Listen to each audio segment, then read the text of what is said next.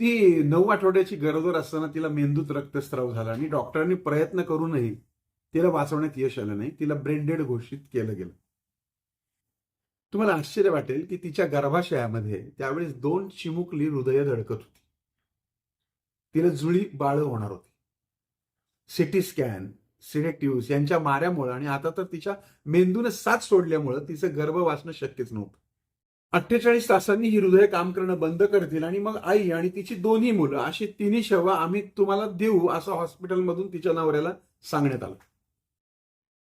48 तासांनी तपासल्यानंतर देखील दोन्ही हृदय त्या गर्भाशयामध्ये धडकत होती, किंबहुना उत्तम प्रकारे कार्यरत होती. अजून 24 तास थांबण्याचं ठरवण्यात आलं. 24 तासांनी देखील परिस्थिती जैसे थे. विशेष म्हणजे तिच्या मेंदूनं कार्य करणं बंद केलं होतं. मात्र बाकी सगळे अवयव सुरळीतपणे सुरू होते. हा डॉक्टरांसाठी हा धक्काच होता. आता मात्र त्यांनी या दोन्ही जीवांना जगवायचं ठरवलं.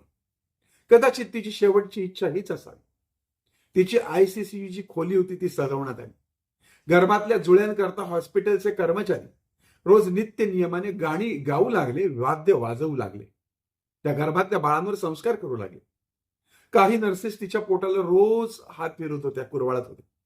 थोडे थडके नव्हे तर तब्बल पुढचे 123 दिवस तिला कृत्रिमरित्या जिवंत ठेवण्यात आलं आणि 2 गोंडस जुळ्यांना जन्म देण्यात आला. त्यांच्या जन्मानंतरच मग तिला मृत म्हणून घोषित केलं आणि शव जे आहे तिचं ते कुटुंबियाच्या स्वाधीन केलं गेलं. तुम्हाला काय वाटतं?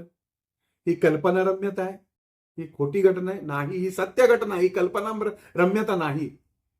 ब्राझील येथे फ्रँकलिन द सिल्वा जंबोली पिडिल्ला असं त्या मातेचं नाव असून ती जग सोडून गेली तेव्हा तिचं वय होतं अवघं 21 वर्ष. काय म्हणाल तुम्ही याला? या घटनेला आईचं प्रेम म्हणा का भगवंताचा चमत्कार? वैद्यकीय क्षेत्रातली ही अनोखी घटना आहे खरी. तिचे डॉक्टर आणि हॉस्पिटलचे सर्वच कर्मचारी याचं काय करावं? खरंच यांचं कौतुक करावं तेवढं कमीच आहे. अश्वत्थामाच्या अस्त्राच्या प्रभावाने मृत जन्माला येऊनही भगवंताच्या आशीर्वादाने प्राणप्राप्ती झालेल्या परीक्षिताची जी कथा आपण महाभारतात ऐकतो ना, तेव्हा कित्येक बुद्धिवादींचा त्यावर विश्वास बसत नाही. पण फ्रँकलिन सारख्या अनुभवावरून आपली बुद्धी हे सर्वोच्च साधन नसून तिच्या पलीकडे बरंच काही अस्तित्वात आहे याची जाणीव ठळकपणे आपल्याला अधोरेखित करून देते. दर्शक हो, आपले महाभारत असतील, रामायण असतील, यामधल्या कथा असतील, ह्या आपल्याला कदाचित खोट्या चुकीच्या वाटतात. पण आधुनिक काळामध्ये जेव्हा अशा प्रकारच्या घटना घडतात तेव्हा मात्र त्या घटनांवर विश्वास बसण्याशिवाय आपल्याकडे कोणताही पर्याय नसतो.